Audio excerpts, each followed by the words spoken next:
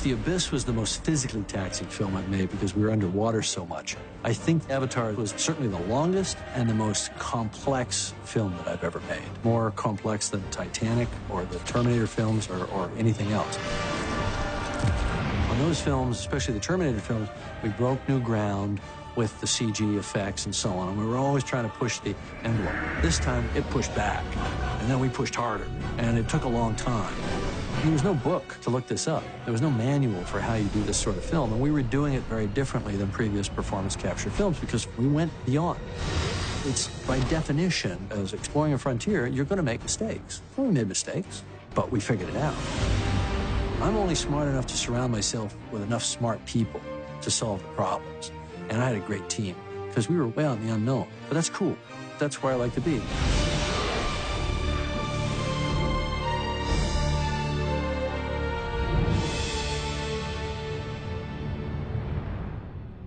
People have asked me, what was your inspiration? What was the trigger? They're looking for some kind of proximal cause, and there really isn't one, okay? It's my whole life. It's my entire childhood. I grew up in a town in rural Canada. I spent all my time in the woods. I loved critters, you know. I would catch anything that moved and study it, keep it as a pet, snakes, frogs, amphibians, whatever it was I could get my hands on. So I grew up with this kind of profound sense of wonder about nature. And I was also a science fiction and fantasy fan from the earliest time I can remember. And I was an artist.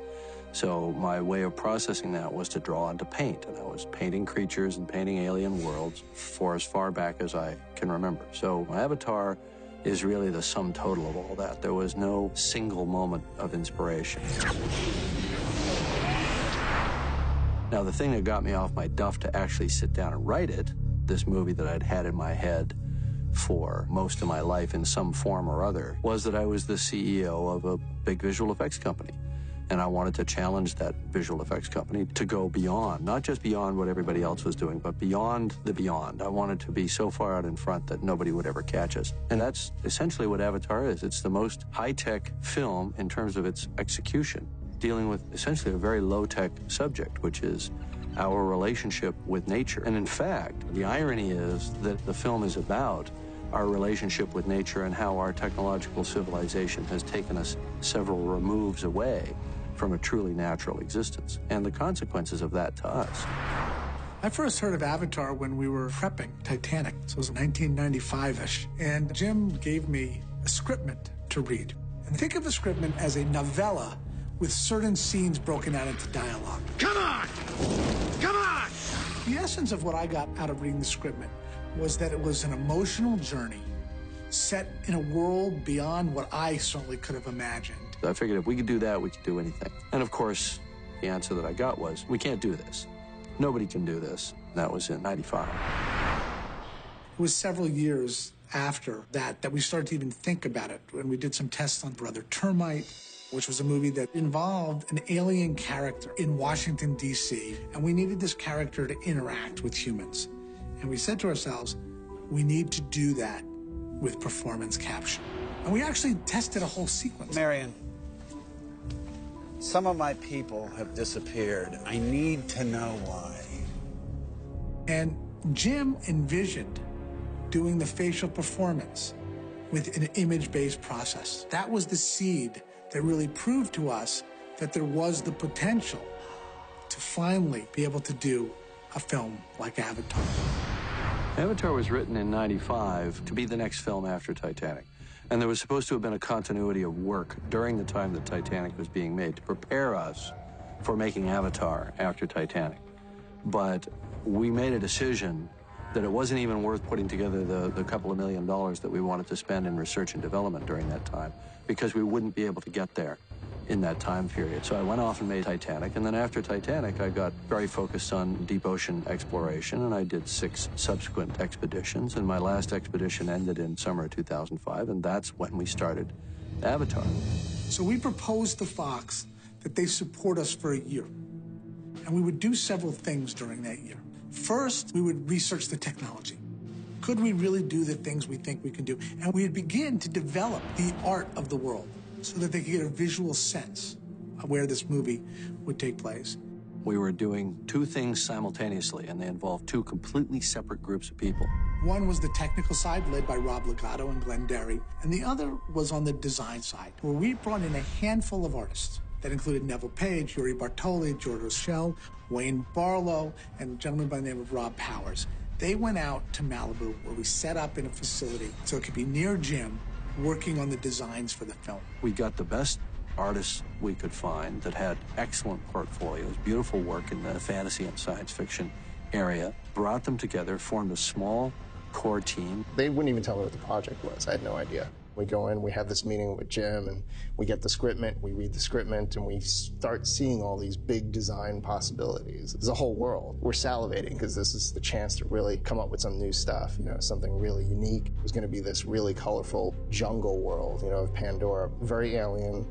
That was one of the big issues at the beginning, was how alien do we get? Mostly the process is you start out with the big broad strokes. So we would do tons of drawings, just sketch away until Jim sees something that feels like it's getting close. All the time you're trying to predict or get into his head and see what it is that he sees. The Banshee is a great example of a creature that took a long time to create. It took almost 2 years to get the finished Banshees. What I kept coming back to them with, my question that I always pose to them is, what's the metaphor? What are we trying to say to the audience? What are we communicating with every bone and sinew that we put into this creature? And the answer to the metaphor question with the Banshee is, I want it to be a bird of prey. I want it to be like an eagle, but an alien eagle.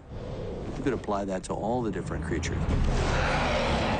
The metaphor for the Thanator, well, it was the biggest, baddest, meanest terrestrial predator in the entire Pandoran rainforest. And it actually landed pretty close to the initial description from 10 years earlier, which was that it was a black, armored, six-legged panther from hell. A constant is that they're all hexapedal to some degree, meaning they've all got 6 legs or 6 limbs. How do you make that work? Unfortunately, a real horse doesn't work with 6 legs, so you have to re-engineer an actual horse's anatomy, and that's kind of what we did. So even the flying creatures, there's a vestigial element of that in it. We looked at the colors of poison dart frogs and tropical reef fish. This is one of the things that I think is going to separate all the creatures from a lot of creatures done in the past. These creatures are extremely colorful, very bright, very flamboyant. When you look at them, it's like, wow, it's like a big kimono coming at you. The Na'vi took a long time to design, but the blue color was never in question because I felt that it was a fundamentally alien skin color that could be quite beautiful. But the idea that they incorporated animal-like features, cat's ears and cat tails and a slightly more protrusive muzzle and a kind of a flatter, more feline nose, big eyes, lemur-like eyes. This was all something that we arrived at over the course of designing these characters. We initially started out with kind of more amphibian-like and reptilian kind of forms and alien structures, you know, kind of antennae and things like that. And we kept realizing that it wouldn't work as a love story to see them not be attractive, but they couldn't be human. And then they kept coming back to just blue-skinned humans. We said, well, that's no good either. So we have to find ways of pushing away from human, but in a way that people would not find off-putting, and in fact might even find to be kind of quite beautiful. I wanted people to say, I want to be one of them. Our art department started out working in flat artwork. We had nothing that we could hold up that was tactile in front of us. And we realized we had one of the great sculptors in our business on the show. And we tasked him with starting to sculpt out and build the characters. One of the most important things about the maquette is not that you're just showing the design. What the maquette allows us to do, it gives it the human touch, and it also imbues the character with a sense of character that cannot be stressed enough. You get a sense of attitude. The amount of character that you can get in clay, as far as I see right now, is still superior to what you can get in just a digital rotatable model. It's interesting. Stan Winston Studios did something on this movie that Stan Winston had not allowed them to do on any other movie in the past. They initially worked only as concept artists. The Na'vis don't all look alike. They all look like Na'vis, but they all have very implicit and very distinctive characters, and that's, of course, what we're most proud of, is you look at these characters and they are very, very rich and specific and quite mind-blowing. When Jim first came to us, he was looking to help flesh out the Na'vi character. He already knew some of the parameters. They were going to have markings, and he knew the basic overall size. So that's what we started doing, was creating Na'vis, trying to get a photoreal kind of essence of these people. What happened in April of 2005, Rob Legato came to us and showed us some tests that he'd actually done where he used a virtual camera, but in a post-production method. And he had the idea that he could apply that same thing to performance capture. How it started was essentially coming up with an emulation of how we like to make live-action movies. Normally, you go into a film and you at least have a basic idea. There's a process that's been in place for, 100 years towards creating these images. But Jim wanted to do it different. And I remember the day that Jim and John visited the Beowulf set, which basically was a blind cap paradigm, which means reference cameras only for the performances of your actors and not seeing any rendered caricatures or environments at all. And I saw this little glint in Jim's eye, and I knew he was up to something, but he didn't tell any of us. He didn't tell me. That's basically the genesis or the idea of where he says, I think we can do a tool for the director, enabling him to come up with real-time performance capture. So we had to come up with a way that was sort of director-centric and gave him the tool set that he needed to be able to work with. I went to Jim, and I said, I can make this thing that you would like. So essentially, out of spare parts, made a virtual camera. So we put you in a spatial volume. The volume is the stage, and the stage is really what we can capture, what our cameras are seeing. You've got a bunch of markers on the actor's body that are being picked up by hundreds of cameras. So the hundreds of cameras are providing different views of these markers. Each camera's image just looks like a cloud of dots. And then the computer is creating a real-time moving skeleton of you. From that skeleton, you now can drive a computer-generated character. And that image is then pumped out to me at the camera. When somebody is standing in front of the camera, I don't see them, I see their character. So I'm basically walking around with a monitor. There's no lens on this thing. It's just a markered object that the system recognizes as a camera and pointing it at things. And it's showing you what that would look like through a real-time computer render. So we call it a camera, but it's not truly a camera. Good. Save that, please. It wasn't until we brought in Rick Carter and Rob Stromberg that the world of Pandora really came to life. Actually, I was only supposed to be on this film for 2 weeks. I came on because Jim needed help with a presentation to the studio. I did a couple of images, and Jim saw those and said, you know what, you're staying.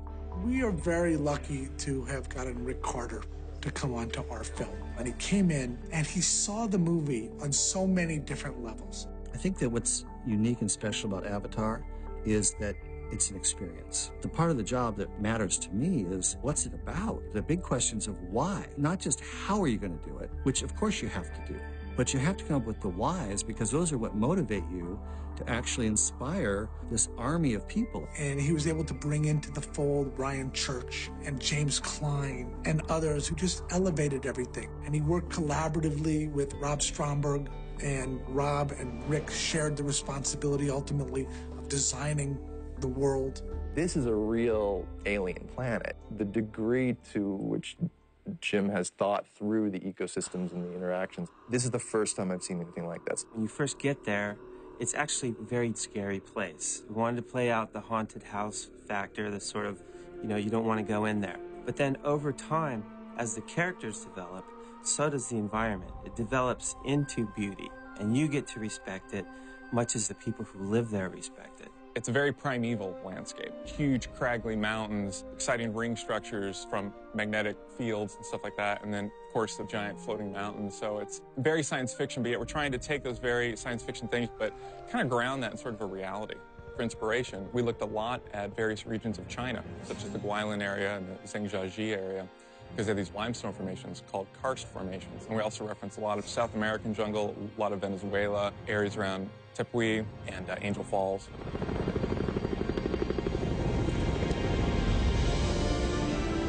Oh my God.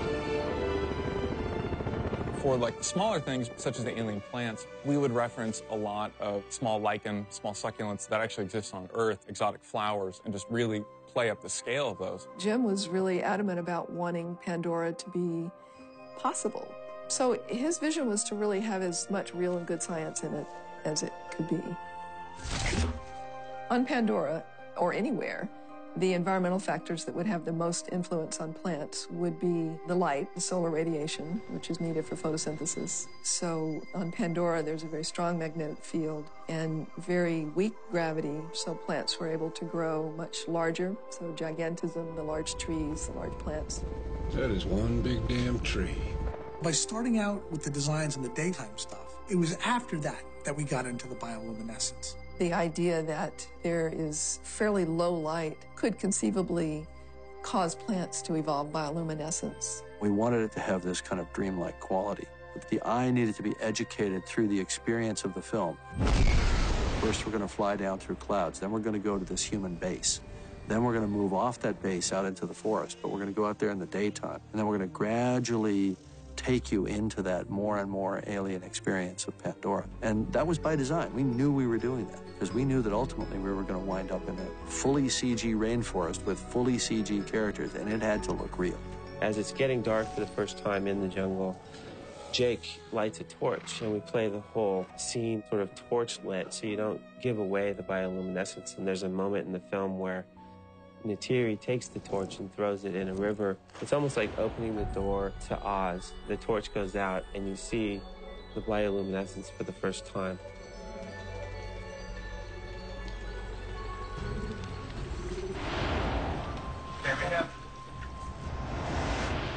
One of the first things we did when we had the system up and running is we shot what we called a prototype. Maybe we were crazy, but we never doubted that it would work. So we cast 2 actors who were not going to be the final actors, and we shot a short scene. Okay, I'm sorry. Whatever I did, I'm sorry. And then ILM finished it for us through to a so-called photoreal level. You only come and make problems. Only. Okay, fine. Fine. You love your little forest friends. So why not just let them kill my ass? What's the thinking? Why save? Yes. Why save? You not fear. You strong heart. But stupid, ignorant like child. From that moment, when we saw that little 37-second clip, we knew this would work. It was just a question of how easy it was going to be. Of course, it wasn't easy. How much it was going to cost and how long it was going to take. But we never doubted that it could be done.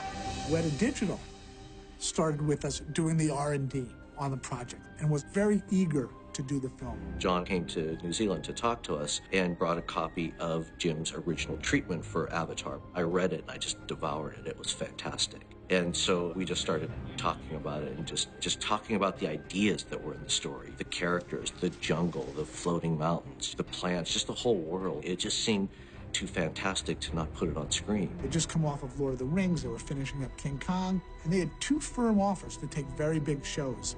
And they went to the board of directors at Weta, and they made a decision to pass on those money-paying shows and wait for Avatar in the hope that we would get greenlit. Are we going to have somebody from your team with us next week while we're doing these scenes? Yeah, I'll be there next week. Joe's going to be there. And complain about that. We worked with 2 different sides of Weta. We worked with Weta Digital, led by Joe Letteri, that was going to do the visual effects on the movie. And we began working with Richard Taylor and his incredible team of artists at Weta Workshop. One of our trademarks at Weta is that we love to design a historical culture, a believable lineage of culture within a world. I felt that this offered us that opportunity. I would suggest the Na'vi culture is more aligned to a Pacific culture, and what we've done is we've gone and hired weavers that come from the Pacific, and they're able to put that level of culture in. Regardless of the fact it was set in the future, the people of this world needed to feel that they had lived in the past, they'd been on a journey to this place, and I found that really exciting. We had a discussion, what kind of culture are they? Well, they're Neolithic culture. They can't use metals because they're in these very powerful magnetic fields. So they have to make everything out of bone and crystal and leather and so on. Also woven into it, Jim definitely saw a further layer of adornment that would be suggestive of a culture that existed beyond the moment in the movie. What Jim wanted to portray in the Na'vi people is actually a tribal look that was unique, soft, and beautiful, organic, reflecting the kind of philosophy that the Navi people live, which is very utopic and happy. How's that? I can still breathe. Still breathe? Yeah. We'll have to be careful if you start to turn blue. I think one of the biggest disservices on this movie, sort of during the award season, if you will, was that the costume design was not recognized. There were actually 2 costume designers. But when Deb Scott came in, she actually fabricated every single article of clothing that every single virtual character in the movie wore. It's a little bit of a learning experience for everyone to really try to figure out what the place of the costume designer might be. I didn't understand anything to do with computers, really, or how that process was when I started. So I was completely playing catch-up. I was stitching and sewing with a lot of amazing craftspeople who had been working on the project. They were approaching it just like the Na'vi would. Like, how would you weave a chest plate? So it was really like a giant jigsaw puzzle, taking some pieces that other people had already built, adding on to new pieces that I had craftspeople who had already been working on the project build for me, and sort of taking on and trying to finish off each character, which ended up being quite a few pieces. The other challenge, of course, is that it can't look like anything you'd ever find on Earth. And that's fantastic. That's just such a cool challenge to start from scratch. What does a knife look like, you know? How do you wear it? All of this stuff informs everything else. It's impossible for a CG artist to imagine how to simulate this stuff if there's no real-world reference first. Mowat's ceremonial gown, what we called her mantle, we had to make that. And it was actually made in a number of different fabrics until we got exactly the right weight that would move the way we wanted it to move. The same thing with Sute's battle fringe. Deb Scott made up all kinds of different fringe of different weights and different lengths and so on, and we tested it. Basically, we did wind tunnel testing and saw what it looked like and imaged it. And then we said, all right, that's the weight, that's the right fringe, that's exactly the right color and length. Now, Weta, you guys have to figure out how to do a simulation and incorporate it into the animation. All right, here we go. And action. 2 of the biggest challenges of keeping people engaged in the movie while we were going through this process were our 2 stars, Sam Worthington and Zoe Saldana. We spent months and months and months looking at people, and then all of a sudden, Sam came on, and I mean, I remember the moment. When I first came here, it was just orders, and then something happened. I fell in love with the forest and the people. With you. And the thing for me about Jake was, in the end, I had to believe that the people would follow him. Well, we would send them a message that this is our land. I sold everything I owned. All I had was basically a bag of books and a bag of clothes and my $3,000 car. And then I got a phone call to do this audition where they wouldn't tell me anything about the script, wouldn't tell me who the director was. And I'm thinking, well, once again, it's another waste of my time. And then about a week later, I get a phone call going, look, Jim Cameron wants to fly you to LA to audition for him. And I said, well, what the hell for? And I said, that audition you did. And I went, oh, here we go. And I said, well, I've got to get down off it. I was snowboarding at the time. I said, I've got to get down off the mountain first. I could be dead. So, well, especially the way I snowboard. All right, got that? All right, here we go. And because I was coming from having nothing to lose, it actually powered me up to actually kind of not be scared. So when you go into the audition and there's the guy who did Aliens and Titanic, and you go, what do you got, mate? Let's go. I think that's the character right there. I wanted him to be young because I wanted him to be a guy who the promise of his life had been taken away by his injury. And Sam was exactly 30 when I met him, I think maybe even 29. But Sam had all the qualities that I was looking for to play Jake. But he talked like this. He was like Crocodile Dundee. We had to work on the accent a little bit. I ain't gonna show that I'm weak to it, unless you want me to. But he did, as Sam does with all things. He conquered the accent, he conquered the physicality, and we slapped an experimental head rig on his head and said, now, be the star of this movie. He didn't blink, you know, he just did it. A clean kill. You're ready. Zoe had a combination of delicacy and boldness. There was a fierceness about her and an incredible physicality that was essential to being able to do this. It was unusual, the auditioning process. From Margie to John, and after finally meeting Jim, I was that close, but at the same time, I was that far from getting the part. It was just a fun experience. It's your fault. All your fault. Didn't have to die. They attacked me. How am I the bad guy? Your fault. You're like a child making noise, not knowing what to do. The way they painted it out is like we were just gonna have fun, experiment, and see where it might take us. And once they kept it that light, I was able to not feel the pressure of wanting to get this job. I see. Yeah, I see. You have a strong heart. We decided to do a little informal screen test between Sam Worthington and Zoe Saldana, our two leading choices for the roles. Because the key to this was performance and chemistry. Jake and Neytiri, that relationship had to work with a movie, wasn't going to work. I've chosen. No woman has to choose me.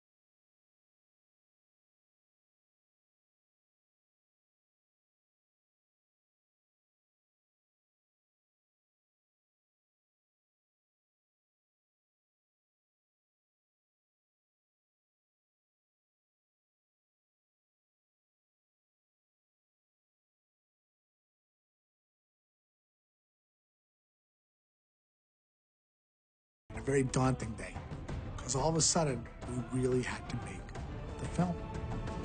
Outstanding.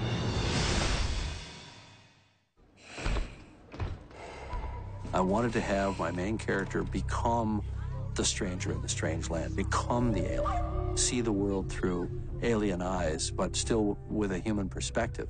So he was a human in an alien body trying to integrate into an alien society. And I wanted that idea of trying to learn the other culture. And of course, the first key to that is always language. What's he saying? I had done some of that stuff before I ever met with a linguist. I was just basing it on my sort of casual acquaintance with some Polynesian languages, some other languages that had these kind of various, symbols and indicators for pronunciation. So then when I started working with Dr. Paul Frommer, he got excited by that. He said, "What does this apostrophe mean to you?" I said, "Well, it's just the way you pronounce that word." He said, "Okay, let's work with that and we'll incorporate that into it." And then he went miles and miles beyond those initial ideas. He wanted something that didn't sound like anything that we've ever heard before, but also that sounded like something that was doable in the sense that the actors could master it. He showed me some of the words that he had come up with, and that gave me a sense of the kind of sounds he had in mind. And so at that point, I kind of built from there. It's all the lines that were to be spoken in Na'vi first appeared in English, and then it was up to me to turn that into Na'vi. Once I had the elements of the language in place, it was pretty much a translation exercise. Except that I didn't have a dictionary. I was one who created the dictionary. So, of course, I had to create the words as well as put them together into sentences. When I started the job, I asked if I could meet with Paul, who was writing the language. And he was still in the process of writing it at that point. So every actor that came in, whether they were coming in for human into an avatar or a Na'vi role, all the auditions have them sitting there doing and all this sort of stuff. Basically what they did was you walk in there, casting director says, "Okay, you're gonna do the audition, but you're not gonna do it in English." No more son de lector. I know a lot of people that got pissed and they walked out of there angry. And I just remember, I was speaking gibberish, and I walked out, and I was like, nobody's gonna like that. It was awful. I was embarrassed. Ne, ni, mo, mu. They responded to it, and more than anything, my performance came through. Netiri, ¿por qué me decías delante de nosotros, Mater? Like a month and a half later, I get a call, and they're like, Jim wants to meet you. I'm like, over that? You're Jake, right? Tom's brother. Wow, you look just like him. Sigourney and I had been through an experience early in both our careers that was a huge break for both of us. She got an Academy Award nomination for playing a character in a science fiction movie, which was almost unprecedented. Get away from her, you bitch! But that was, 23 years earlier. In a funny way, I'd almost discounted working with Sigourney because we had done Aliens and because it was a science fiction film about an encounter with an alien species. I thought, that might be a little too close to home. But then I thought, idiot. She's perfect for this character. She can do an amazing job with Grace Augustine. And Grace Augustine is not Ripley. I'm changing her name. Oh, okay. Because I don't want to do Ripley and Shipley. All righty. So let's say it's going to be Grace Augustine.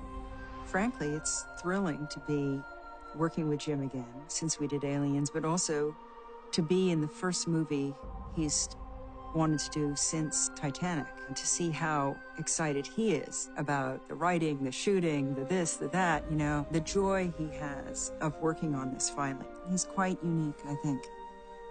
Really unique. And I just felt that there was an interesting spin on her being involved in a story in which we are the aliens. The word alien is used in the film. It's used by the Na'vi, speaking of us. So there's an interesting irony there. It's such a great adventure, and it's also at the same time a great love story. Also very much about big business and their blindness to the destruction they cause. As we got the actors, it kind of fell into place that we would incorporate the actor into the design, and kind of came up with an idea that it would be great to try to retain the mouth and some of the facial characteristics of that actor so that that actor's performance would come through. And to develop Zoe, who plays Netiri, we actually went to set and put her through a whole battery of photographs. And then on top of the actress's photograph, then we would turn her into a Na'vi. So we did complete turnarounds, all different angles of the head and neck. And this is a photograph that I used to start this image here. We took this through at least 50, 60 versions. For each actor, we put them through a life cast process, which we used for our designing purposes when it came to a 3D sculpture. Look at that. It's absolutely fantastic. What an incredible cast, I must say. No eyebrows in there? Oh, your eyebrows are right there. They're still on your head. Which in turn get scanned into computer files, which are sent to Weta, and then they will then work off of this design that we've done and help bring those to life. It was very important for us to put all of our actors through a training regimen that was specific to their characters. Everything they say, everything they do, every physical part of their performance is all done by actors. It's captured performance. And this applies to Sam Worthington's character and all the other characters as well that are Na'vi or avatars. How they move, how they breathe, how they stand, everything had to be created by them. So Sam, we had him learn Na'vi. Na'vi kete SUV. We had him work out with a trainer. Sam had to do military training, and he worked with my brother. He's a former Marine. He fought in Desert Storm. So we got, some of his Marine Corps buddies, and they took him out, put him through his paces. And that gave him a little bit of the mindset to draw from to play his character. Nothing that I'm giving you, Sam, is outside of standard combat mode, so join it. They want you to kind of be proficient with weaponry and stuff like that because the guys in the Marine. So I wanted to actually meet other Marines. On round 4 times. Go, go, go. To me, it was more the way these guys see the world and the way that their training has made them think. And nothing can stop them, and it's drilled into them to achieve their mission. You got the man next to you, and if he goes down, you pick him up, and you keep going. Keep going. Got it, Sam. Let's go. Keep going, keep going. Another mag. Waiting on you. Let's go. That gave me a base to jump from. So that was the best training I had. Welcome to our world. Hey, fuck it. See, push. I should just drop here. Zoe went through a tremendous amount of training, as did Laz and CCH. She went through horseback training, archery training, movement training, dance training, language training. To say we did a lot of training is an understatement. We actually had to learn how to walk like a Na'vi. We had to learn how to do everything from our core. They only exhibit speed or power when they absolutely have to until they explode. And when they explode, I mean, they move like the wind. They worked with the movement coach, Terry Notary, and Terry came up with certain ways of moving that involved the way the chest and the spine would move to create some kind of animal grace, some power in the step. We work with each actor as a whole and then separate them and work with them as individuals so that they can first create a base technique. So there's some inspiration coming from different sources. It's not an ape or it's not a cheetah. It's a combination of a bunch of things that the character is inspired by. Without Terry Notary, we would have a species that would talk a different language, but would walk human and react as humans do. Terry worked with the complete cast to create a unity of movement and create a believability in this culture that they had grown up together. There's a connection between the people and their environment. This is part of how they get their strength. This is part of how they survive. This is part of them getting energy. We play around with all of that.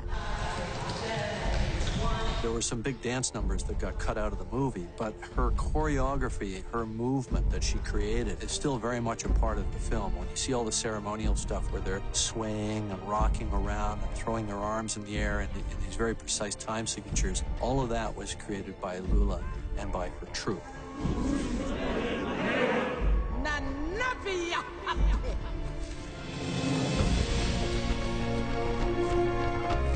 I got a hold of Zoe and we taught her how to run, how to jump on a wire, how to shoot her bow. That was one of the biggest things we had to work with for her, is how to shoot this bow and arrow more different than ever has been done before. Zoe was the first person we started to teach the bow work to. Zoe's a lefty. So once we established that they were lefties, we said all of them are be lefties. Jim came up with the idea of, this is such a human gesture. Let's just do this. And all of a sudden, it's no longer human feeling. And it also accentuates the idea that the Na'vis only have 3 digits. It wouldn't work very well for a human, but the Na'vi are subtly different in terms of their biomechanics, and you can see that in their upper body musculature and so on, especially in the males. The archery teacher came to me puzzled, and he says, all right, you're showing the actors one way of doing it, but you're having me teach them proper archery. And I said, well, I want them to respect the power of the bow, and I want them to understand the focus, the breathing, and all those things that you can teach them. That strength has to project from the core of your body through the bow arm towards the target. And if nothing else, you think of your target as boom. Think of your target as boom. We had 2 instructors from the Olympic team come to help work with our actors. And we showed them this idea of doing it backwards. And at first, they were very skeptical. And he said, you know, you can't shoot a bow that way. And I said, really? You can't? Come with me. So I got a bow from the prop man, and I got an arrow, and I walked out behind the studio, and I said, you see that bush over there that's about 75 meters away? He said, yes. And I went like that and hit it. And he said, oh, you can shoot a bow that way. Because I'd been out there practicing. And I got lucky with that one shot, but I hit it. Let's go through the first page of Background Dialogue Part 1. What we've done is we've really worked on it as a company of actors. And what we've been doing in the last couple of weeks is having them speak their way of speaking Na'vi to each other. What we've just been doing is to have Zoe and Laz come up and just do a little bit of the dialogue so that Wes can hear what we've established, so that rhythmically and so on, he can kind of match up, and he's doing great. So that we're artificially creating that melting pot.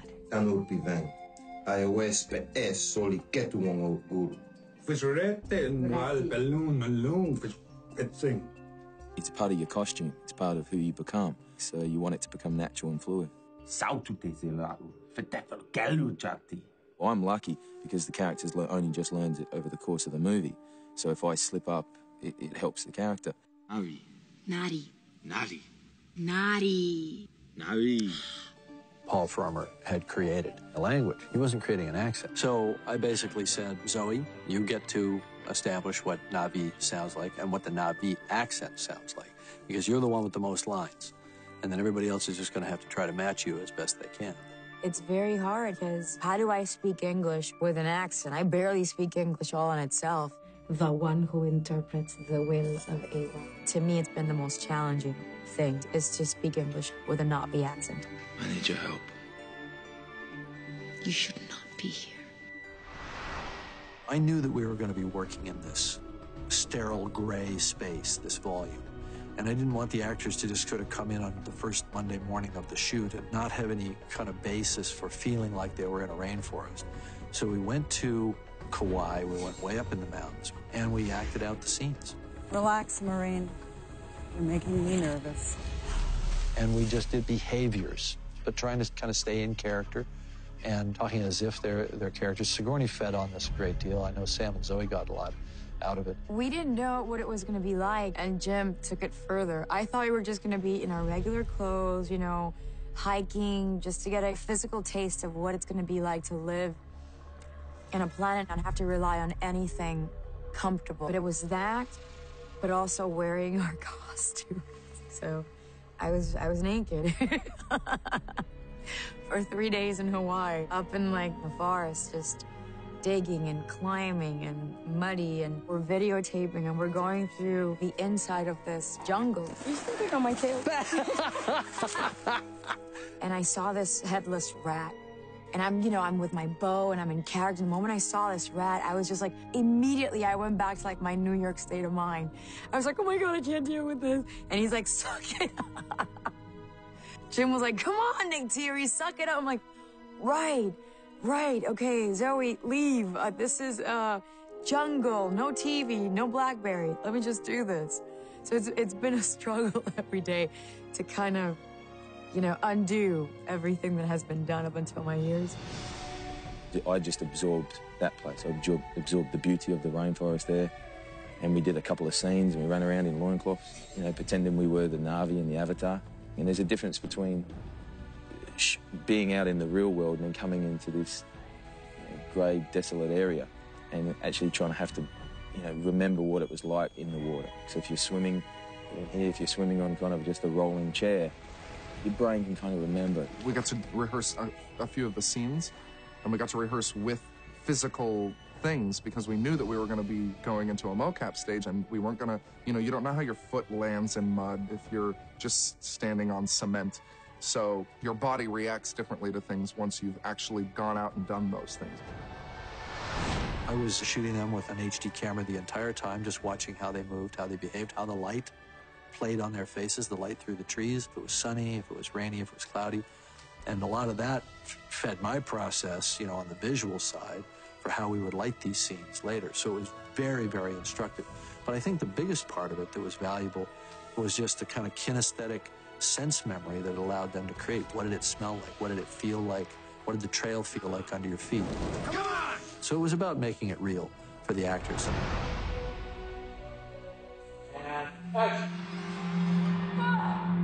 It took us from 2005 to 2007 to get the performance capture system up and running and proven to work in a way that neither diluted nor augmented the actors' performance. And so the actors were convinced going in that what they did on the day that they did a scene was definitive, that that's what their CG character would be seen doing later. Told them, you're not doing a voice part, you're acting your character just as you would if there was a camera there. There just isn't a camera. So you have to think of it as CG makeup. Let's dance. I was on a quest for the Holy Grail, and the Holy Grail was to be able to reproduce full human emotion in a CG character. And of course, the thing we were afraid of is what people have sometimes called the dead eye effect, describing this strange disconnect that we have sometimes from CG characters. And I knew that Avatar would just fail utterly if we didn't crack this problem. And the idea that I had clung to for a long time was this idea of mounting a camera directly to the actor's head. So we started drawing this up, and Glenn Derry, his little ragtag team of engineers, started looking at how do we keep it light. So we wound up with a tight-fitting carbon fiber helmet that was molded to the actor's head. So we've got this very wide-angle sort of data lens that's here on their face, but we have to be able to see the entire performance of the talent. So we would shoot reference cameras of the actors. And these are a critical step in the virtual production process. It's important to understand that the reference cameras and the virtual camera are two completely different things. The virtual camera shows us what the shot will look like with the CG characters and the world combined, because we can't see the fine nuances of the performance in the virtual camera. The reference cameras are absolutely critical for getting exactly the moment that we want. You got 5 takes. They're all going to be good because they're good actors, but there's going to be one take that's special, or maybe special for a moment. We need to know that. That's what the reference cameras are for. And then the animators take the reference footage, and they use it to make sure that they're not making a mistake. Let me know when you're ready, Dave. I'd like to introduce some performers into the volume, please. I had to take everything I learned in training and apply it to my first day. I had to ride a horse, jump off of him, appearing to be as graceful as possible, land, move like a Na'vi, and from that first moment when they set that horse and they let that thing go, instantly, Suke just jumped in my body and Laz went somewhere else. What's happening?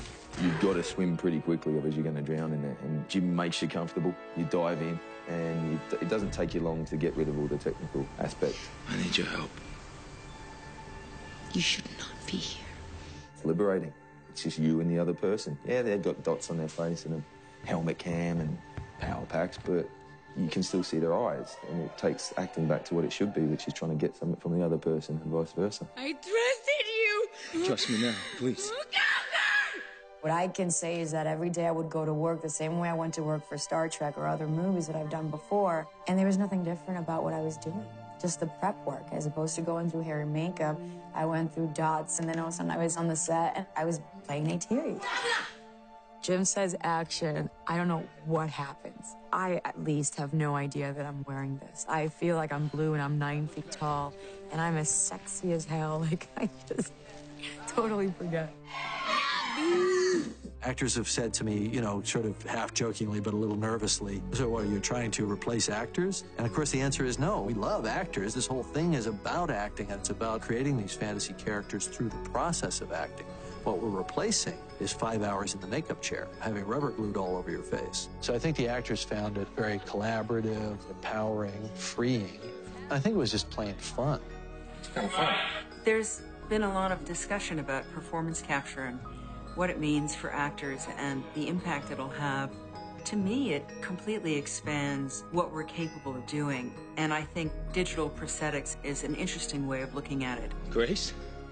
Well, who'd you expect, numbnuts? Ultimately, I felt that it totally expanded what the actor could do. I feel like I could play any age character, any species, anything. I could play an alien now. I think it actually kind of gives us wings. And action. We use that sandbox. We use that spatial environment to do everything. It's where we created the sets. It's where we blocked the scenes. It's where we captured the actors. It's where we did all the stunt work. I mean, we had horses galloping around this place. We did everything in the volume. We came up with a number of methodologies for shooting some of these big aerial scenes. Start by, first of all, figuring out what the aerial choreography would be. So we thought, well, if we're going to talk about it, why don't we act it out in the volume? So we made little wire models of the various creatures and aircraft, put markers on them so the system would recognize them, and then we just go out there and fly them around. Basically chasing each other, like kids playing with two toys. This was a very, very instant way to do it. We could block it very quickly, understand whether or not the overall performance worked before we ever even gave it to an animator and said, now that has to be legitimized. The performance capture system would record the motion that Jim was getting. Those flight paths were then used to animate the Banshees against, the Samsons against, the Dragon against. The integration of animation was another headache, you know. In and of itself, it doesn't seem like a big deal, but we had to take it through phases and work out a pipeline. So what we would have is either a puppeteered version where myself and Jim doing flight paths, or we'd have creature performers. Oh, shut up and fly straight! We really found that flying the Banshee was the hardest problem. So we created a manually operated gimbal rig that they could balance on, and we'd ask the actors to perform to the timing and movement of the flight path. So if their Banshee banked to the right, the rider had to do the opposite to maintain a center of gravity. Bang! Level. Flare. Flap. flap, jump. And when you see them flying these things, they're working hard. And they used to be just absolute agony the day after a flight scene.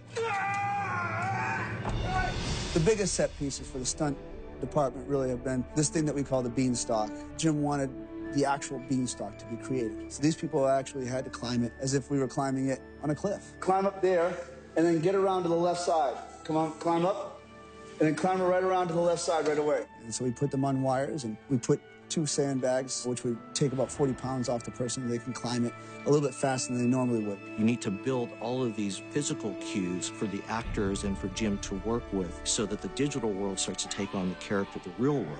Stop! That's how you wrestle a banshee.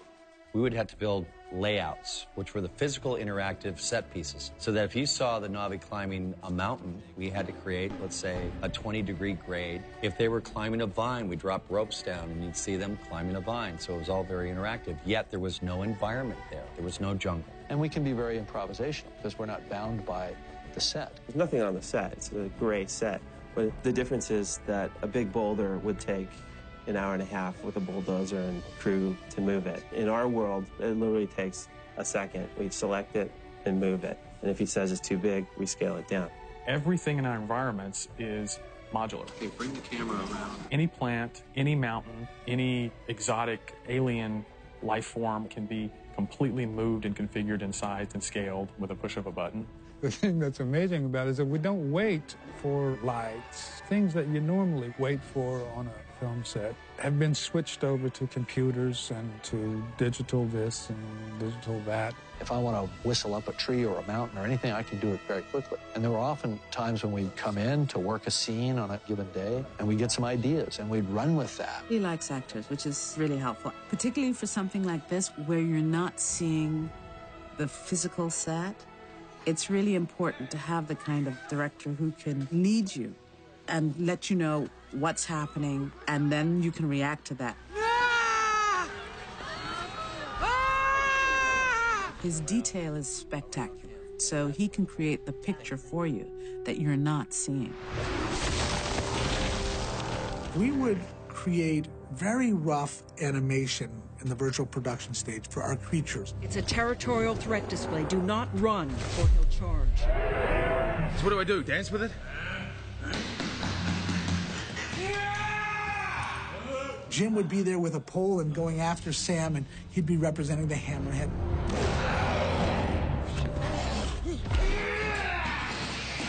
We did an animation pass on that just to figure out what we wanted this creature to be. Jim shot Sam doing Jake's reaction. What about this one? Run? Don't run what? Jim could play back that animation on stage as if the creature were there, because in his camera, he would see it, so it becomes just another performer. So if I have a good overlap, then I can play them and get them into their position. Yeah, of course. So he could direct Sam how to play off of that, because, again, in the virtual world, it's all there for him. Run! Definitely run!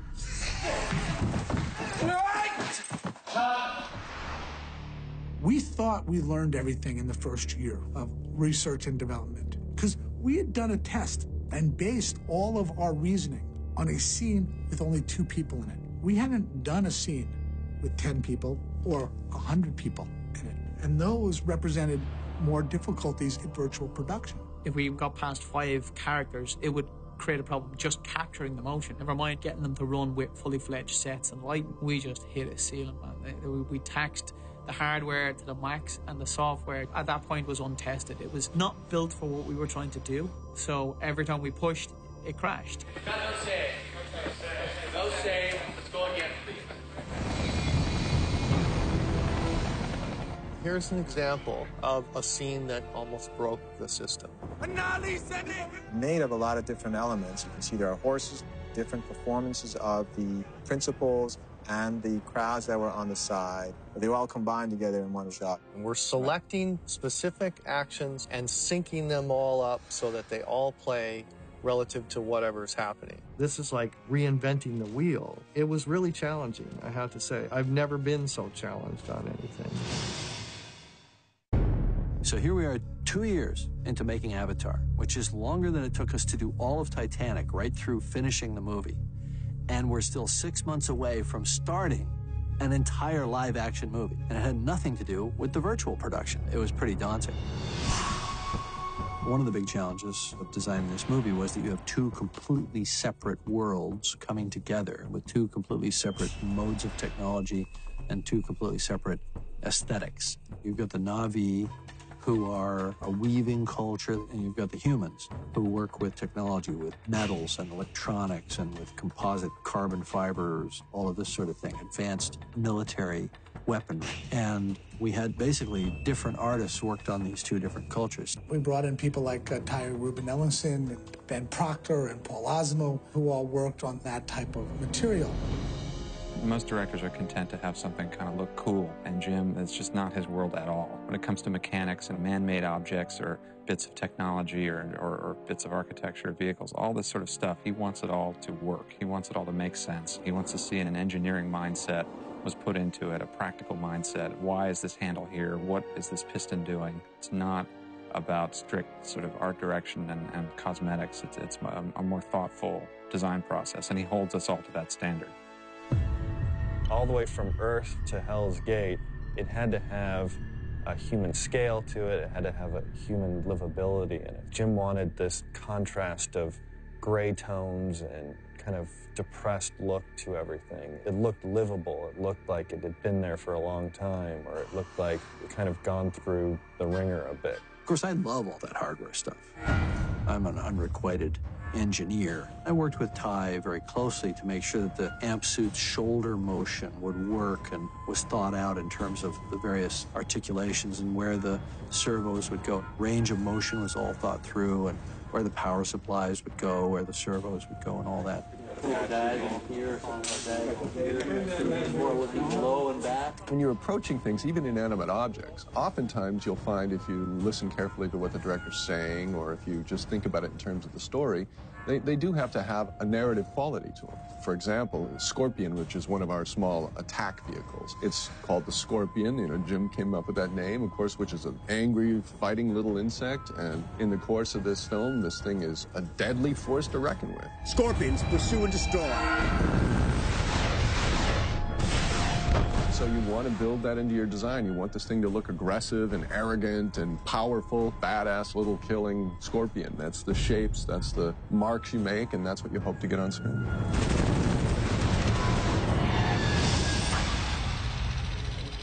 Once the creative part of designing the movie is done, you then settle down to the hard work of getting it all made, and we were able to ultimately tackle a lot of different items, from the weaponry, the guns, but also the art department sending out many of their designs they'd already finished, such as the link units, the amnio tanks, for us to start building on. I'm the point person between the art department in LA, run by Rick Carter, and the physical art department of New Zealand. We spent about 3 months doing research and building little models and figuring out how to build the sets.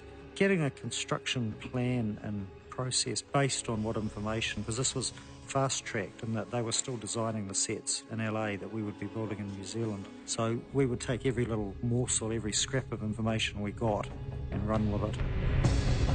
In our original production plan, we were going to have a number of weeks where Jim was going to be able to get down to New Zealand and treat it like a normal show. And all of a sudden, because of the schedule changes and the need to edit, the need to turn over to Weta, that window that Jim was going to be in New Zealand before we started filming shrunk. He was only going to be down there for about 6 days. But we realized we had built a set of tools that could be helpful in this. And we took the virtual production and applied it to our live action sets. We'd location scout. Just like you'd get in your car and drive out to a location and scout it with a viewfinder, I'd walk into the volume and I'd scout it with the virtual camera. And Jim was able to rehearse in these virtual environments and made adjustments to the sets down in New Zealand without Jim ever going there. I'm wondering if we should just sort of slide this part of the set around. We've got roughly 25 sets worked out. We've got something like 40,000 square feet of floor area, plus the rainforest, another 10,000 square feet, so they're quite big numbers. The crew of 140, it's not a particularly big crew, but this was not the sort of show that you could just throw a lot of people at and say, here, finish that. It's just so technically demanding. This is really nice. Remember that sentry gun we had? Sure do. Here it is. You can go shoulder, or you can split it and go two hands. We built all of Hell's Gate that you saw in the interior, from the op center to the commissary where Quaritch makes his first speech to the jail cell that they break out of. We built the 2 shacks where they do the research, and we built the Samson itself. We had to build the link room and the links themselves, and these things had to work. From Jim on down, you feel like in every department we're working with people who exist at the pinnacle of their craft, and the attention to detail and the demand for excellence on all levels, I think, is just mind-boggling. It's almost like there are 2 different films being made, as there are sort of 2 different worlds. There's the world of the Na'vi and Pandora, and then there's the humans, the stuff that's not necessarily CGI as much. And so it was kind of new for everybody. You're not wearing a Velcro wetsuit, and everything's built so detailed that it kind of makes your job a lot easier than even being in the mocap world. It feels like a different movie because we've got a whole different cast, to be honest with you. You got Stephen Lang and Giovanni and Philippe, and then you got Michelle as well. Stephen Lang had respect for ideas of duty and courage and things like that, and he understood how he could channel that into a character that's basically a villain. But he's this very pure creature, and he came in for an audition and he knocked it out of the park. He was just riveting. It's my job to keep you alive. I will not succeed. Not with all of you. He said, "Do you remember when we met?" And I said, "I sure do." And we'd only met once before, and it's about 20 years ago. It was for Aliens. And he remembered the audition very well. And I find that kind of wonderful, that you can audition for something, and then 20 years later, you get the part, you know? I think it's great. There is time to salvage the situation. Shut your pie hole! Or what? Ranger Rick, you gonna shoot me? I can do that.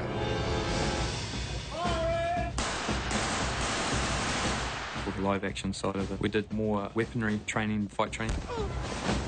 Quaritch carries this laser-sighted pistol, and this comes into play occasionally. We work with Stephen inside the amp suit and make it look like that he's been doing it for the last 6-7 years. They didn't build this base for a guy in a wheelchair. They built it for able-bodied soldiers. You know, you have to work out how to do it. We took him along to a local basketball game in the wheelchairs playing basketball, which was pretty cool. Me and 10 of the stunt guys got some wheelchairs from the hospital and smashed them up a bit. And then you realise that your attention shouldn't be on the wheelchair, it should be on where you're going or what you're aiming for.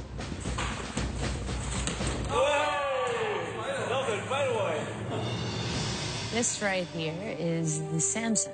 Michelle, she wanted to learn to fly that helicopter, that rotorcraft in the movie as if it were real. So I gave her to a friend of mine who's a helicopter pilot to take her out and show her how to fly a helicopter, and she learned how to fly a helicopter. You're going to look like you know what you're doing, but you have to reach up and fire your guns, whatever you're going to do. I got a couple of really exciting hours in LA flying a helicopter with Kevin, who actually taught James how to fly helicopters.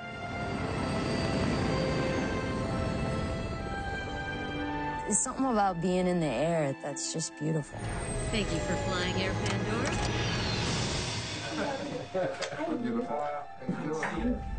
When you get in. Welcome to sunny New Zealand. We never really felt like we had this first day, except when we went down to New Zealand, because that was a truly new break for us. I can just have everybody's attention for a second.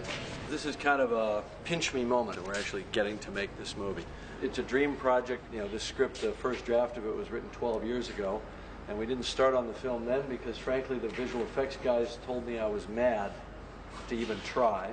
We had high expectations coming into this, that we were going to see something exceptional, and I would have to say that our expectations have been not only met, but exceeded by the workmanship, the dedication, the professionalism. And I just wanted to take this opportunity to thank everybody for what it's taken to get to this moment. Now, we obviously have hurdles ahead. There's no such thing as an easy shoot. I think, you know, when people wrap on time, it's because they ran out of ideas.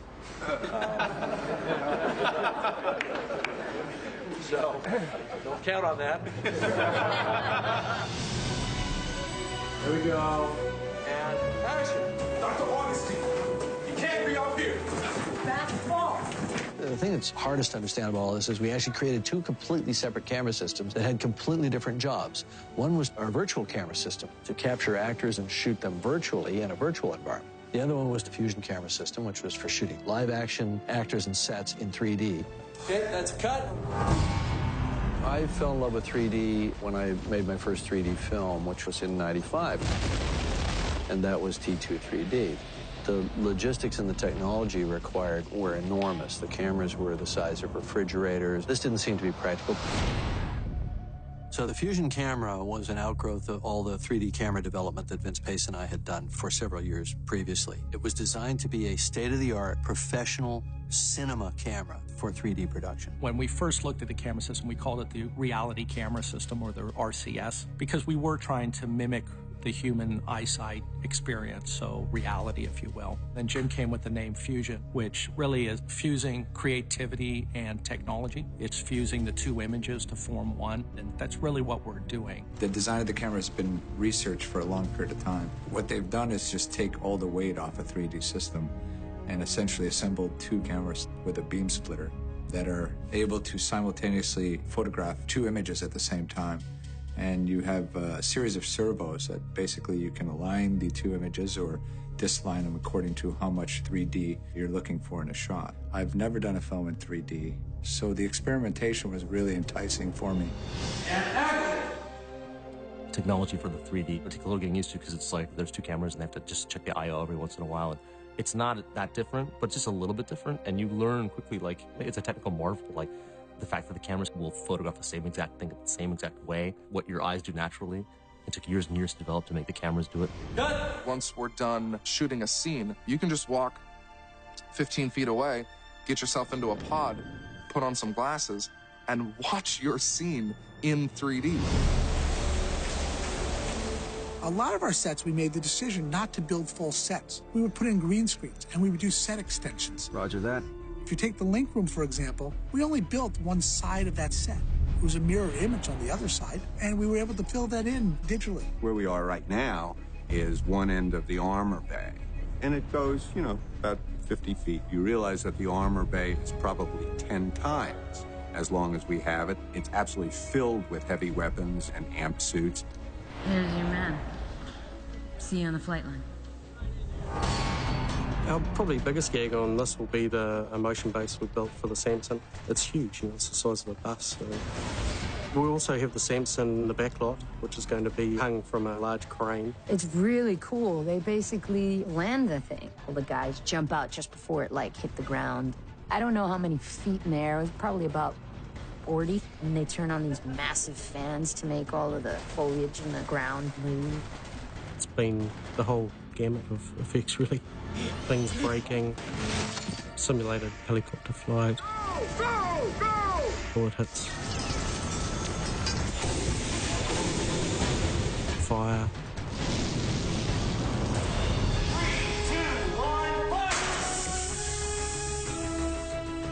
Garrett sent me down his stunt breakdown, different gags that were related to those scenes. Door gunners are getting pulled out of Samson choppers by Banshees. Also some stuff that happens in the Dragon. Multiple stunts and sequences where troopers are getting taken out. Probably the most technical movie I've been on. A challenge for everybody, but I think it's going to be a wicked product at the end. I have to say, these stunt guys, I mean, they really gave us their all. There's such a great spirit there in New Zealand. The energy they bring, the excitement.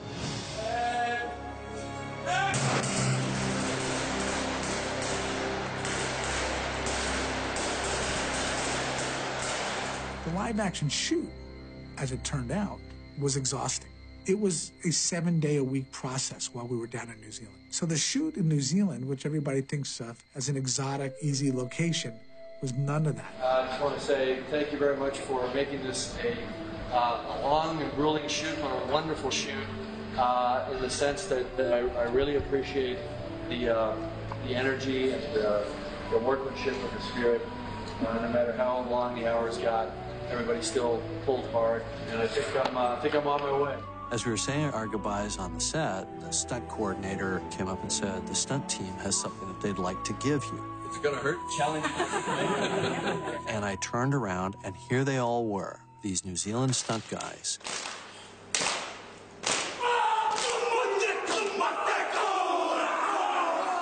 Some were Maori, some were not Maori, but they were all New Zealanders, and they had all worked on this haka. Apparently what this haka does, if translated, is it challenges you to continue to do your best. And that was their way of thanking me.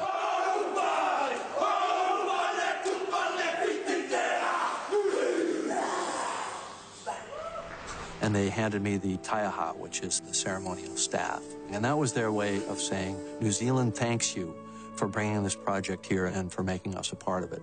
And it was a very, very emotional moment. We'll be back. All right. All right. Let's see you back. Thank you. The whole time I was in the volume, I said, you know, if I was shooting this, it'd be so easy. You guys just spent 5 minutes trying to move one light 20 degrees around the subject. And if I was there, I could reach over and move it myself. And it would take 20 seconds. Then I got to live action shooting and, you know, moving big objects around in the background. And I said, you know, if this was CG, I could have moved that in 30 seconds. So the whole time I was shooting the virtual camera, I was complaining that it wasn't live action. The whole time I was doing the live action, I was complaining that it wasn't CG. By the time I got back to doing virtual production again, after the live action, I just kept my mouth shut.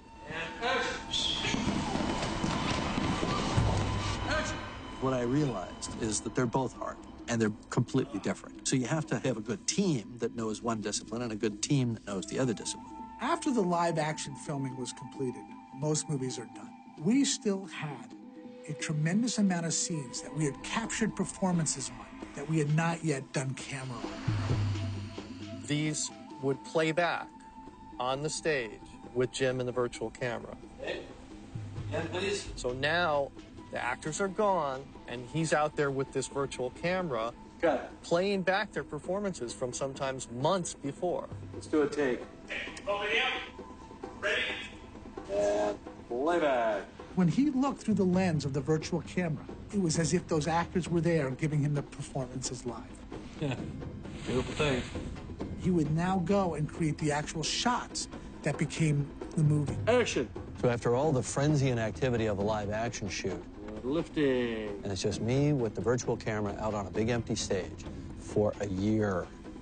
It was a year of this, shooting these cameras. Cut, say that, please. Now you've actually got sort of dailies for the first time, actual shots to cut with. Now you edit the scene, get that the way you want. And then that edited cut is what goes to Weta for them to finish. We called that the template. We would see kind of where he put his light, where the compositional elements were, how the art direction was laid out. Basically, Jim handed that over to us as a master guide for what he wanted the shots and the scenes to look like. Weta is only building what we're sending them instead of building out shots, and instead of going through these massive amounts of iterations with lighting tests and all these other things. We're giving them something that's much more concise, to the point. This is the length of the shot, here's the motion, and here's the camera. And we just followed that, and we would start replacing that with all the high-resolution elements. Weta were able to field a team of some of the best animators in the world. And it sort of broke down into two separate areas. One was the creatures, and the other one was the characters, where they were animating from captured performances. Traditionally, when people think of animators, they think of someone who's gonna add life to something that's inanimate. Where Avatar comes in, we're not asking our animators to create the performance. The performance has already been created by the actor. Think fast. Motor control's looking good.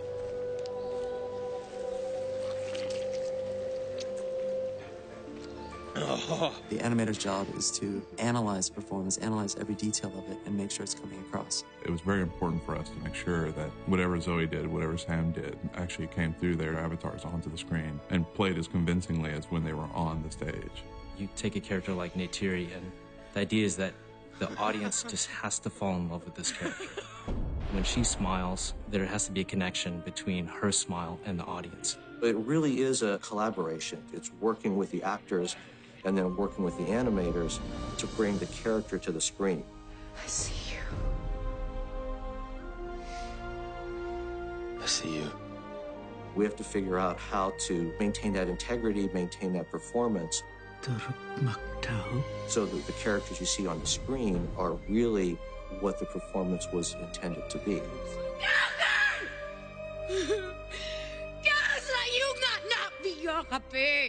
We had the actors on set at Weta Digital. We scanned them with our own software, and that's when we were able to take 60, 70 different fax poses from them, default states, eyes looking left and right, up and down. Any kind of data we could get from the actor just to make sure that the eyes really did feel like Zoe and Sam. The eye motion and the eyes, it's something that's kind of overlooked in a lot of animation films. Our eyes work independently of our bodies and our heads. They also do these little subtle movements. That was another thing we looked for with the reference. It's one of the reasons why the eye came to life in Avatar. We studied all those details and we made sure they were in there. We made sure Neytiri's eyes were locked on Jake when she was arguing with him. What are you saying, Jake? You knew this would happen? Yes. But the real trick to it was figuring out what they call the rig. And the rig is how they program the facial muscles to work. And we all have the same facial muscles, but they're in different proportions, and the way in which they fire, meaning how your brain controls your face, is different for every person. And this took months and months for each character, and it had to be done individually for each character. I will stand and fight. The reference cameras play an integral part in how we evaluate, study the detail within each performance. As good as our facial capture system is, if we really wanted to just see the subtleties on somebody's face, there's nothing better than just seeing a close-up, high-def video of that. They live, Jake. Within Eywa. The stress with the animators was to actually animate to the reference camera, and then we'd make sure the performance looks the same, or all the details are in there. Navia. Luyo. And then we go back to the actual shot camera and see if there's anything lost. Usually you had gained a lot by doing that. 85% of this is taking from the actors their performances and preserving them in their computer-generated characters. I see you. I see you. But that last 15% requires animators to come in and add things like the tail and the ears. You had to study cat and dog and other animal behavior and incorporate that into how the ears moved, how the tails moved. We studied lions, and we incorporated that into our character. So in a way, the animation is a turbocharger on top of this whole facial capture idea. You should not be here.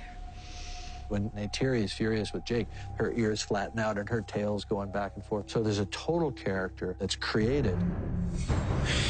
The animators have taken what the actors are doing and gone even beyond that. And it's a lot of fun to watch. How you feeling, Jake?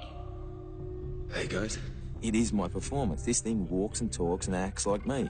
And it's my interpretation. Even though I'm big, 9 foot tall and blue, it's got my personality. It's got my soul. By the numbers. Jake! Jake! Listen to me. You're not used to your avatar body. This is dangerous. This is great. Zoe really enjoys watching the footage of her as Neytiri, because Neytiri is this creature that's of her, created by her, but it's apart from her as well. She looked so sexy. She was so cut and long and lean. I was like, damn. The first sequence that we turned over to Weta Digital, we turned over in February of 2007. We did not get it back until May of 2008. Those first shots that I finaled, which was the scene where we first see Neytiri and she draws the bow and the wood sprite comes down and lands, they were so gorgeous that all of a sudden it was this moment of, holy crap, that looks real. She looks completely real. And then we just sit there and go, hey, look at that. Finaling those first 10 or 11 shots in that scene was absolutely critical. That's the moment where we knew this movie was going to work. We didn't know yet if we could get all the other 2,600 shots done, but we knew we could make a real character.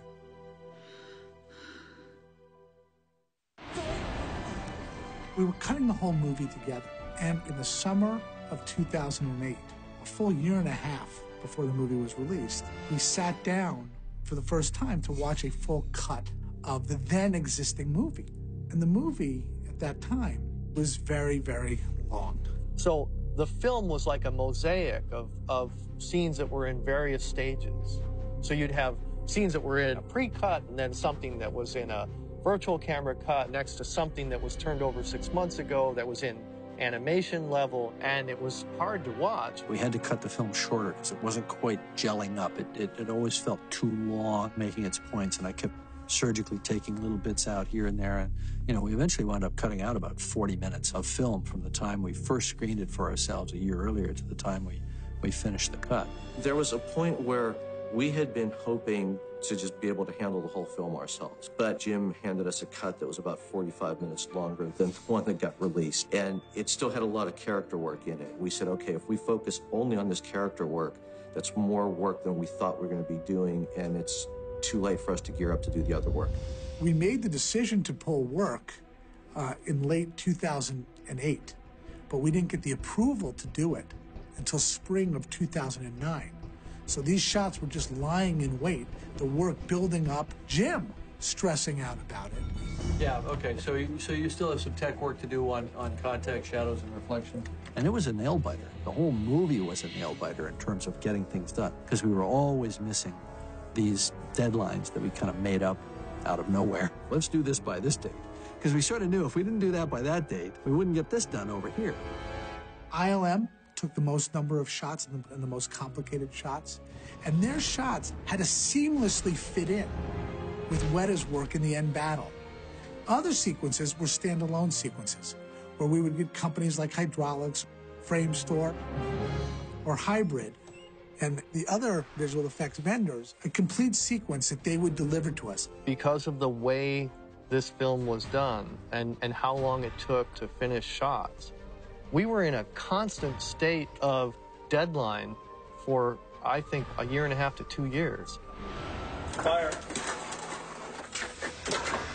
3, 2, 1, action! Basically, for the last part, we were kind of in a marathon run.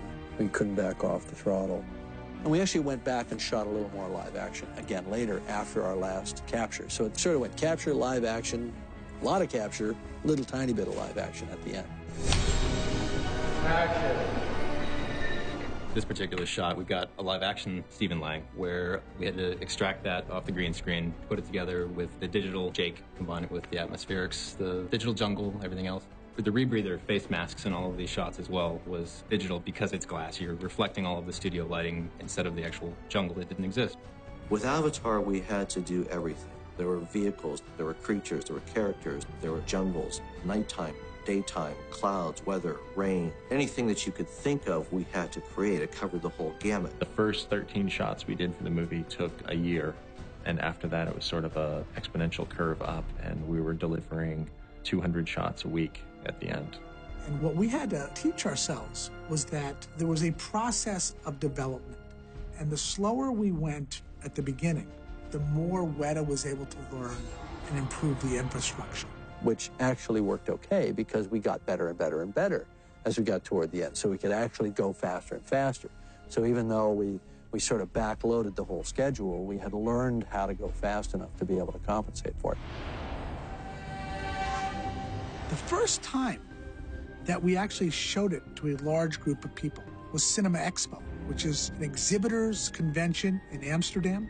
We argued about what content to include. And there was a concern that we were including too much of the Fern Gully elements of the film. In particular, the scene where the wood sprites land on Jake.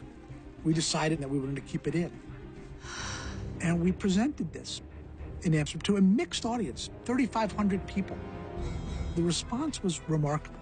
That was really when it proved to us that you could not just sell this movie in 30-second bites. More of this movie was more. We went out and we did Comic-Con, where we showed an abbreviated version of what we showed at Cinema Expo. Are you ready to go to Pandora? All right, then let's go. There were some concerns at the studio that the reaction wasn't big enough. I thought it went perfectly. It was a great introduction to an audience. Still, they were dealing more with the 3D and with the CG. They weren't dealing with the film as a narrative. They weren't dealing with it as a story. So we were introducing them to what the film might be. We don't want you to know until December 18th. We want you to still hold back something for the fun of the voyage. And then John Lando and I came up with this idea to do Avatar Day. Avatar Day was where we went out and we took over theaters and we invited audience members to come for free to see 15 minutes of the movie in 3D around the world. It was interesting. The trailer for the film went out the day before, and the trailer got a very mixed response. There was this sense of, what's all the fuss about? This looks like, you know, Smurfs or Thundercats or whatever. And pretty soon they're ripping us a new one on the internet, 7,500 comments long about how bad this movie is and how it's doomed to fail. I did press for another film on Avatar Day, and all those guys were bagging the movie because they'd just seen the little kind of trailer on the TV. That was a hard thing to stand there and defend, but I'll defend this product all the way. You know, and Jim just said, we just stand by what we do and keep telling the story. But the Avatar Day footage, when people went and saw it in the theater, and didn't see it in a 1.5 or a 2-minute trailer, but saw 15 minutes of the movie, the response was overwhelming. Are you ready to rock? Yeah. All right, cool. I remember in the last year before the release of the film, I think I got about 5 or 6 days off in a year between doing the sound, doing the music, doing the visual effects, working with all the different teams that were working on the finish. It was unbelievable. And we did video conferencing, so Jim could actually physically point out something. And we would spend hours, if not days, in these review sessions. And oftentimes we would schedule multiple ones in one day, where we would schedule the crews that were in London in the early morning, because it was already there late night. Tim, how you doing? Great. Good, thanks. Yeah. What time is it there? It must be fairly late. We would schedule the crews that were in California at midday, and we would schedule in the afternoon Weta, because it was now just their morning. It's still boiling here, and then we essentially kind of run out of it to what is now 100% Pandoran atmosphere. One of the biggest challenges on this movie was James Horner's. How do you create music for a world that doesn't exist? Jim wanted him and challenged him to combine indigenous sounds into a traditional cinematic score. He came to the set when we were filming the scenes that had the music. He had to create music early on so that we could play it back during certain scenes.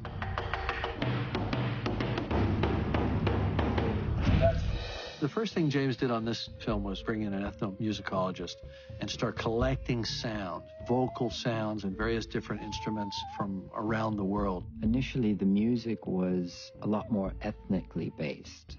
There were lots of people playing stuff. The art department drew about 12 or 15 ethnic percussion instruments that these people would play. And so I was tasked with writing songs for these instruments. And all of that had to be done before things were shot, because obviously the actors had to do the motion capture for that stuff.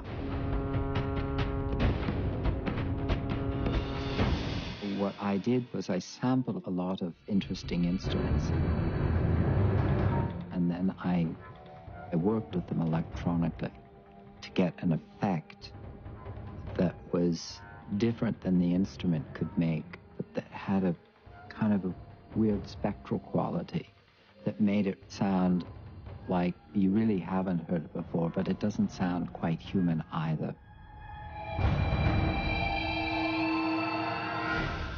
Training for Kapa Pose Mawe, Ta, Ka, Tane.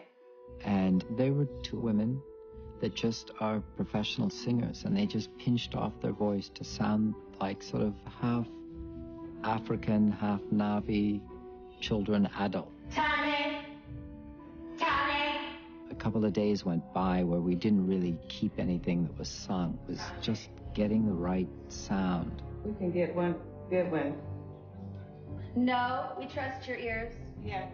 Paul Frommer was the guy who invented the language, and I asked him to write me syllables and consonants that I could use when my people were singing. Oh.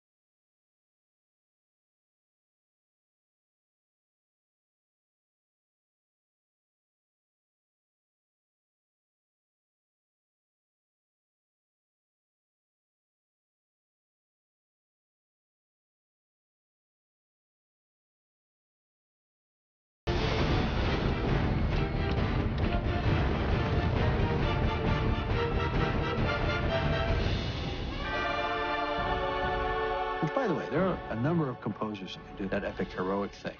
But to integrate that all organically and always tell the audience exactly what they should be feeling without trying to force them to feel it. It should always accentuate beyond what you're already predisposed to feel.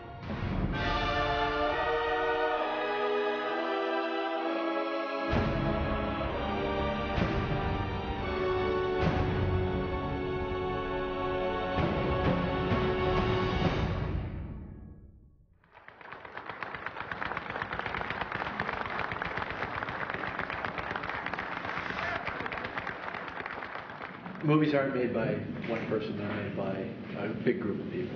And, there's got to be one, idiot that kind of charges out in front and says, "Come on, guys, let's go." But then after that, you're putting up on the screen as a result of a team, and in this case, we're going to put a movie out there that's going to look amazing no matter, what version you see it in. But we can know in our hearts that we made a great film. So I think you guys should give up a little round of applause for yourselves. Jim said that we would solve our last problem on the last day we delivered the movie. And that held true. Jim looks at every phase of production and says, at a certain point, this is going to go out of our hands.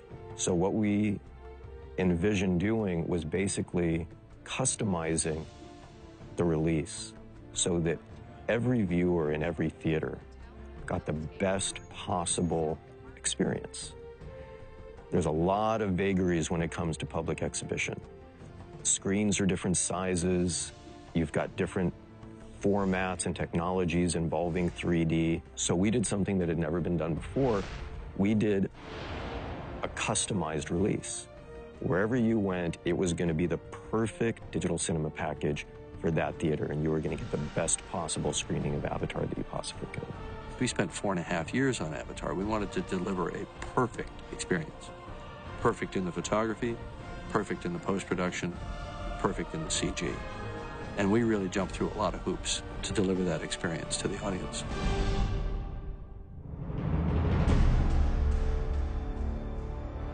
Just to put the glasses on and start that movie and be taken right into space and right to Pandora, it was so visceral.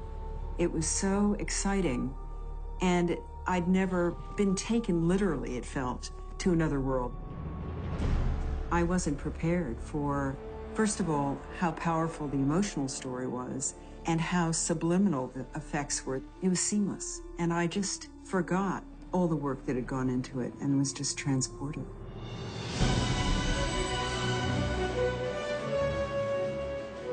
The reaction around the world has just been incredible. It really just caps the work. It's just a really nice way to just say, okay, we think this worked. The only difference was in blogs after the fact, where people started sort of criticizing the film's take on the military or corporate America. And I thought, well, that's fine. Those comments are there in the film for a reason. So if it provokes a reaction, that's great. That's what it's supposed to be. I think we're living in a day and age now where we realize what we're doing to this planet. It's right in the forefront of a lot of people's minds. You young people are going to have to accept this responsibility. It's your lives. This movie's basically saying, let's just stop for a minute and take a damn look at what we're doing to this world. It seems quite simple. By doing something you can make a change. It just comes down to your choices in life. It seems like the Na'vi have discovered that, how to live with one with their planet and live with one with all their insecurities. That to me is the message of the movie.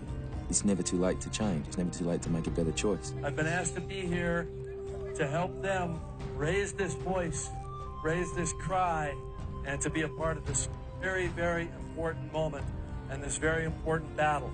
This movie has sent those messages out in a very profound way, and we all, I think, collectively have been touched by them.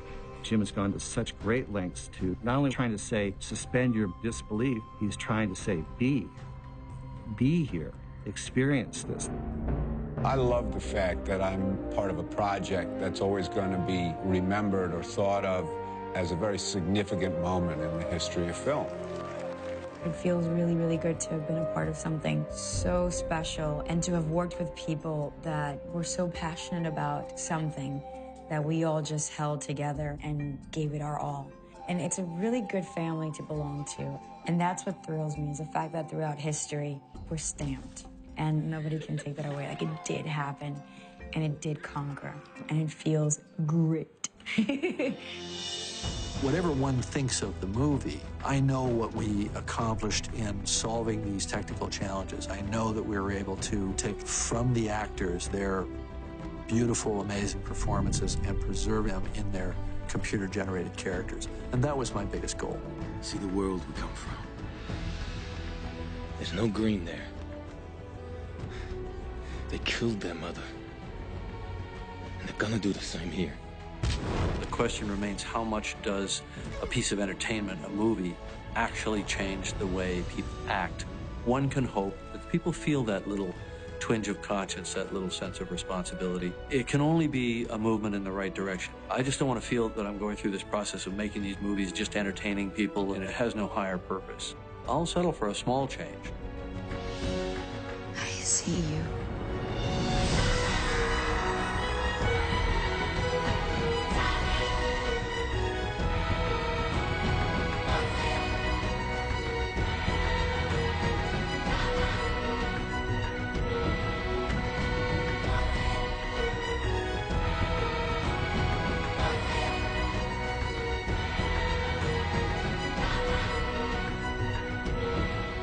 On Avatar, summer of 2007. First movie I ever did.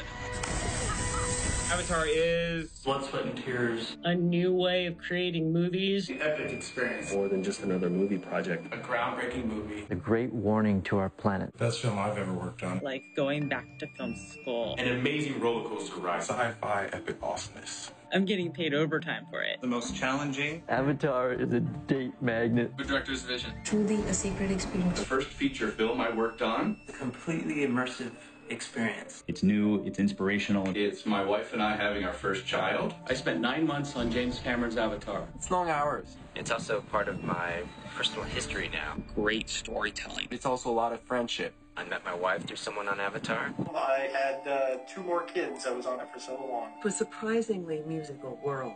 Mentally stimulating. We had our first kiss at a crew party. Exciting. An achievement to be proud of. We got married and had a child, all while I was still on Avatar. It offers a brand new future. Avatar is all kinds of awesome. Simply amazing.